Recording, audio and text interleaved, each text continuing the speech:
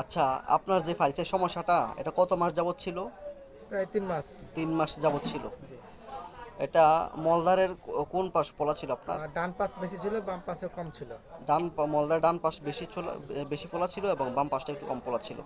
তো এটার জন্য কোথাও চিকিৎসা নিচ্ছিলেন? জি, আমাদের এলাকায় নিয়েছিলাম। চিকিৎসা নিচ্ছেন? জি। চিকিৎসা নেওয়াতে কম ছিল ফোলাটা? না, ওখানে কোনো রেজাল্ট পাই নাই। রেজাল্ট পান নাই? তো আমি তো আপনাকে 2 সপ্তাহের ওষুধ দিয়েছিলাম। জি, জি। 2 সপ্তাহের ওষুধ খাওয়াতে এখন কি অবস্থা আপনার? জি, আল্লাহর রহমতে 50%, 40% মান কমে গেছে। 60% মান আছে আমার। মানে 100% থেকে 40% কমে গেছে, জি, আর 60% আছে। জি, 60% মান রয়ে গেছে। আসসালামু আলাইকুম, আমি ডাক্তার রিয়াদ হুসাইন।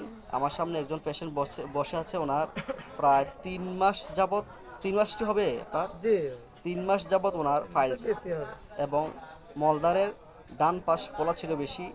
এটার জন্য চিকিৎসা নিচ্ছেন, তাতে কিছু হয় নাই আলহামদুলিল্লাহ। আমি যখন তাকে 2 সপ্তাহের ওষুধ দিয়েছি, 2 সপ্তাহের ওষুধ খাওয়াতে ওনার 100% থেকে 40% তার ফোলাটা কমে গেছে।